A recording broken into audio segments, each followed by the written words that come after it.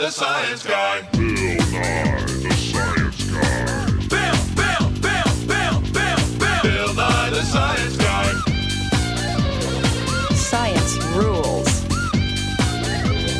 Bill Nye the Science Guy. Inertia is a property of matter. Bill Nye, the Science Guy. T minus 7 seconds. Bill Nye the Science Guy. Twinkle, twinkle, little star, how I wonder what you are. Up above. Oh, hi, I was just, Well, anyway, outer space is so big, and everything in it is so far away. Do you know how we know? Well, we'll just look. By looking at the stars, we've learned about outer space. And do you know what else? Everything out there is made of the same stuff that we are. Isn't that wild? So, come with me today while we explore the vast, wonderful world of outer space. Outer space is big. We have to go out, way out. Outer space, way out here. Whoa. Things in space are very far apart. What do you mean? I mean very far apart. Uh-huh. Let's say that this little ball is the Earth. All right. Yeah, this little ball. And you and I are right here at Nye Laboratories. Mm-hmm. How far away do you think the sun would be? Would it be this far away? This far away? I don't know. Maybe this far away? Maybe. Yeah. No. Watch.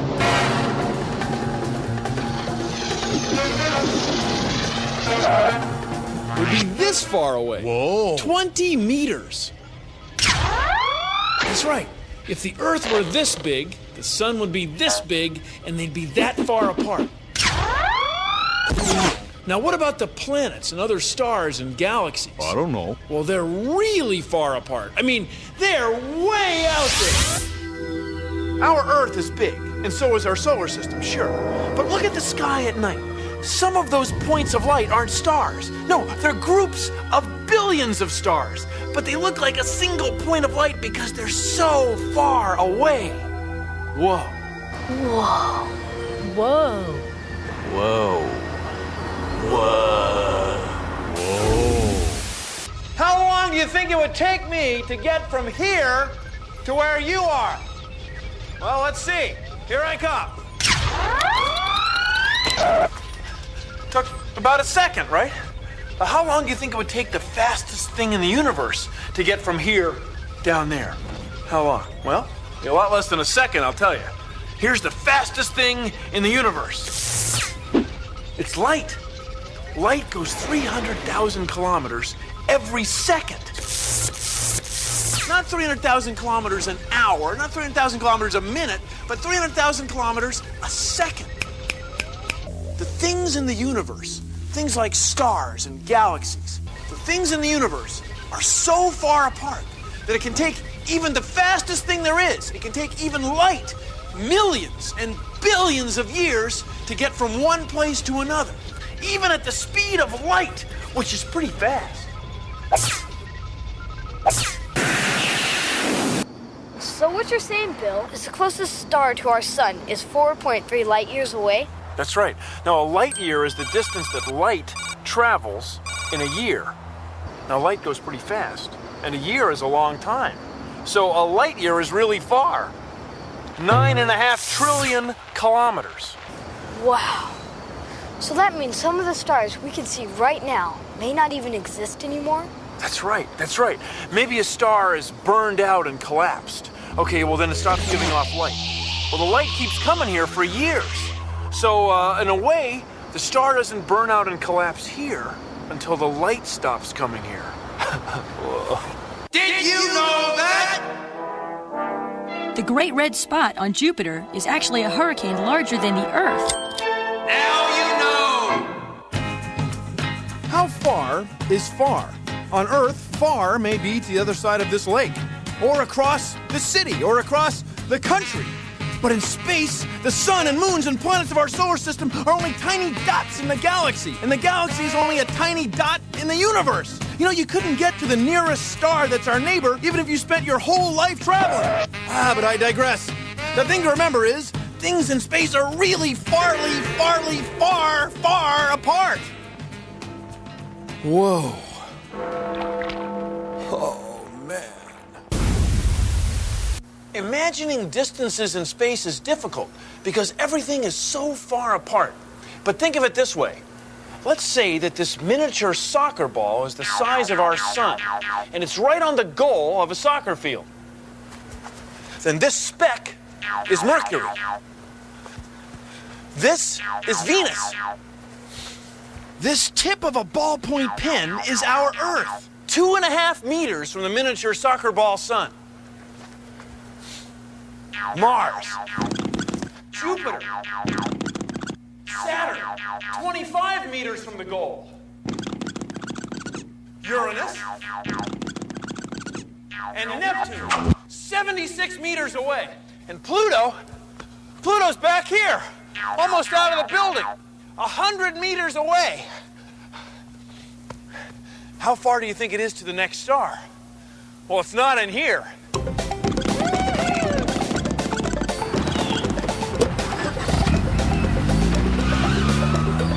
Kids, don't drive this way at home. You could leave tire marks on the living room carpet. Boy, I hope I unplugged the iron. Hope I didn't leave the stove on.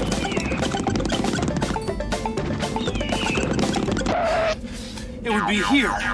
The nearest star would be here. 7 hours of highway driving, about 700 kilometers away. And that's only if you think of the star as being this big. I mean, real stars are huge, enormously huge, Right. enormously, bigly huge. All right, already. Nothing like this. You couldn't get to the nearest star if you traveled your entire lifetime. No way. It's kind of cold out here. Have you ever heard of the Big Dipper? The Big Dipper is a constellation. Now, a constellation is a group of stars that we've given a name to help us find certain stars or recognize them. Now, ancient Greek and Roman astronomers gave all sorts of constellations names, and we still use a lot of those names today, like Orion the Hunter, Cassiopeia the Queen, and the Big Dipper. You know, I don't think the Big Dipper was an ancient Greek or Roman name.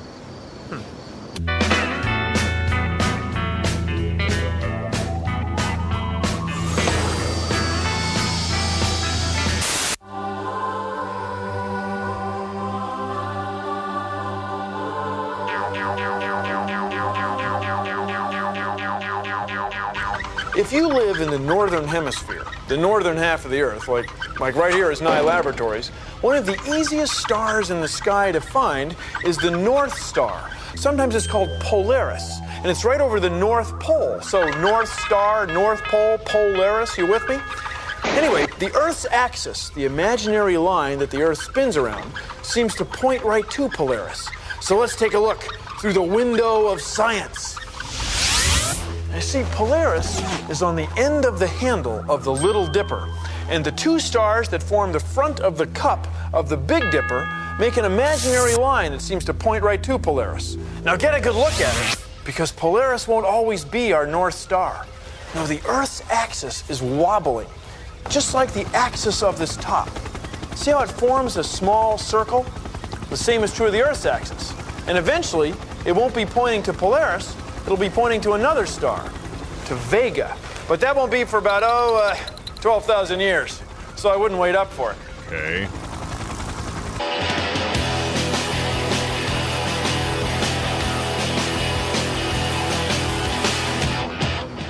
Whoa, dude. This is awesome. Definitely. Awesome. I mean, like all those stars. Dude. Oh, there's millions of them. And like each one of those stars is like a sun. Like, whoa. Dude. That means that, there's tons of other solar systems. Well, yeah. Whoa. And that means that we're Like little specks. Oh, like almost nothing. Whoa.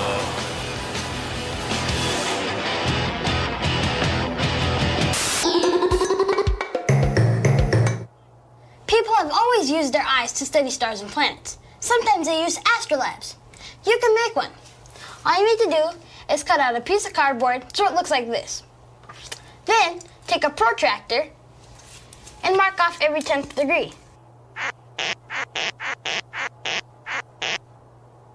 Now draw lines.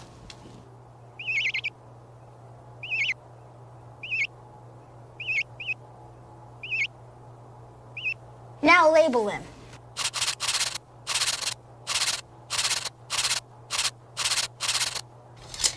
Then take a straw and tape it on the side. Then take a string that has a washer tied to it and tape it on the other side.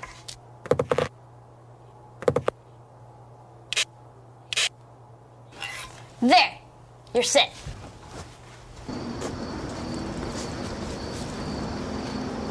Go outside at night and look through the straw and find a star. Find out where the weight hangs on the astrolabe. Come outside a couple of hours later and find the same star. You'll see that it moved. That's because the Earth is turning. Astronomers also use astrolabes to find out the motion of stars and find planets. It's freezing. I'm Eric Wilcox, and I'm a staff scientist and astronomer here at the Very Large Array. You know, what astronomers do is to try to figure out what is going on with a variety of objects out in space. What we have here are basically radio dishes, these big, giant, curved dishes which receive radio waves coming from some object out in outer space. We look at planets like Mars and Jupiter and Saturn. We look at stars. We look at galaxies, like our own Milky Way, but beyond our Milky Way. What we do is through a variety of computers is we turn that electronic signal into an image. We can then display that image on our computer screen. So most of the science comes in looking at that screen, looking at the image, and really that's really where we do what astronomers do. The basic idea, and as scientists in general and astronomers in particular, our goal is to understand the universe. Whether or not there is Klingons on the other side of the galaxy, I don't know. Did you know that? 10 tons of meteorites hit the Earth every day. Most are the size of a grain of sand. Now you know. Science. Whoa. About 2,000 years ago, in the town of Alexandria, which is here, near the mouth of the Nile River, what is now Egypt, there was a guy named Eratosthenes. And he was the librarian of the great Library of Alexandria. One day, he came across a note from someone who lived here in the town of Sina. And the note said, at noon on the longest day of the year, sticks cast no shadow, and we can see all the way to the bottom of our wells. Eratosthenes realized that where he lived, sticks did cast a shadow, and he couldn't see to the bottom of wells. And he got to thinking about it, and he realized, the Earth must be round. Yeah, we must be living on a big ball. That's the only way for there to be no shadow here and a shadow here. So he measured the shadow that the stick cast, and then he paid someone to walk from Alexandria to Sina and keep track of the distance as carefully as he could. Well, that distance turned out to be around 800 kilometers, and the shadow was about a 50th of a circle. So then he multiplied 50 times 800, and he got 40,000 kilometers, and that's the distance around the Earth, what we call the circumference of the Earth. So check this out. This guy made observations of a star, our sun, and he figured out the size of a planet, our Earth. The same kind of observations that you can make. Hey, not bad. فعندها طلب أريتوستنيس من راع كان هناك: يا أخ، امشي إلى سينا وقس المسافة إلى هناك. هل أنت مجنون؟ قال الراعي. المسافة تكشف لي عن حجم العالم، قال أريتوستنيس. ادفع لي بالميل، قال الراعي. وعليه اضطر أريتوستنيس أن يدفع للراعي أجرته مضاعفة، ومضى الراعي في رحلته. إن رجلي متعبتان حتى الموت، قال الراعي. We are at T-minus 4 minutes and counting. Roger, I'm switching on all 3 fuel cells and main power supply. The launch conditions at Kennedy Space Center are good. Well, space camp is really just a place where you learn about space and the planets. Launch control Columbia. All systems ready and the crew is go for launch. The most exciting part of the day is when we do our missions. Columbia, start auxiliary power units. Roger, starting all AP. We train like a real astronaut would. 8, 7. Well, we ride simulators to teach us about what it would be like in space. 6, 5, 4. Okay, in the future, I think a lot more people will go to space. It'll be like a regular thing. 3, 2, 1. Booster ignition. Liftoff. We have liftoff. Columbia, you have cleared the tower. You learn a lot about space and what it would be like to be an astronaut. Marshall Ops, we are ready to come home. Houston, the payload is secure and ready for re-entry. Please turn on all 3 fuel cells and switch to all 3 power buttons. Roger, fuel cells and power system on. I want to be an astronaut. Yes, I do want to become an astronaut. I think that it would be like the best experience that there is. Correct. Have mission specialist 1. Good job, guys.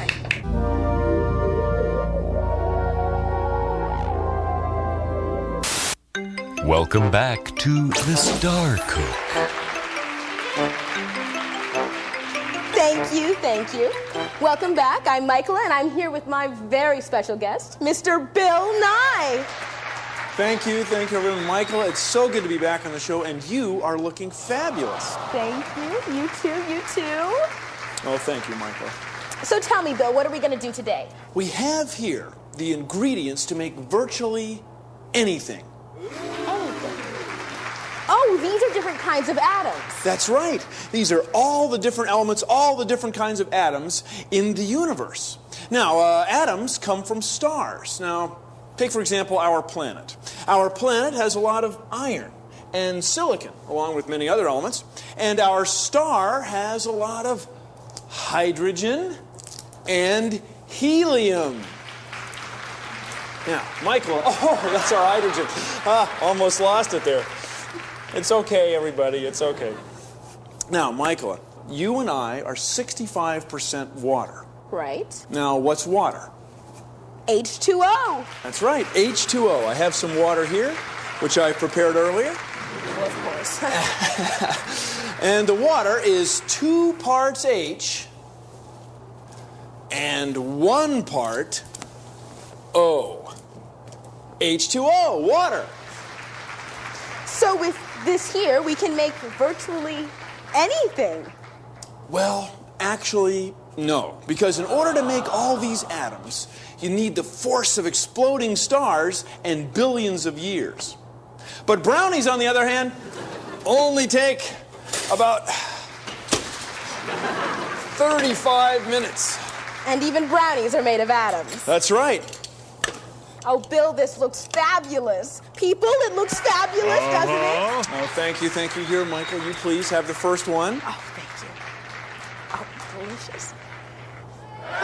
We'll be right back. Thank you. Now, people say, why make observations of stars? Why look into space? Are you kidding me? It gives you a perspective of where you are in the universe, of what we do all day. I mean, what are you trying to make some kind of joke? I mean, we are made of the same material as stars. Stars, you, me, the camera, the television you're watching, everything made of the same stuff that stars are made of. So you have to study stars in order to understand what we're made of, for crying out loud. Whoa.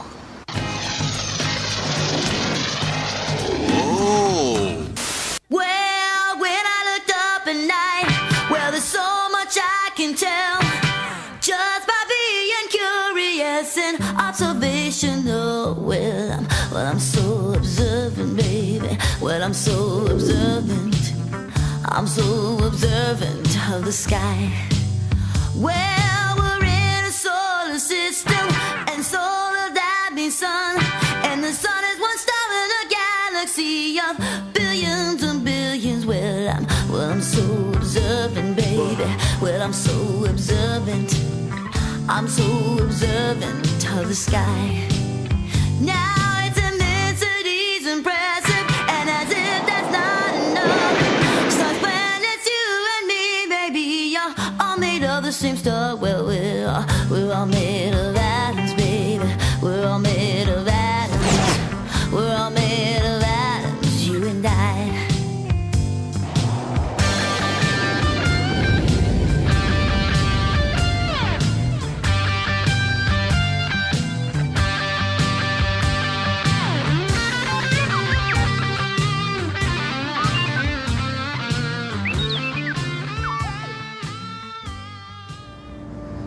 You know, since the show started, the light coming out of your television set has gone about 540 million kilometers.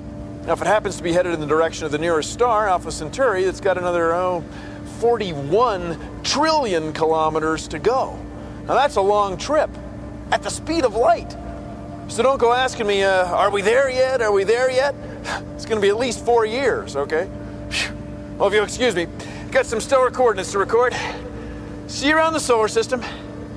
Produced in association with the National Science Foundation.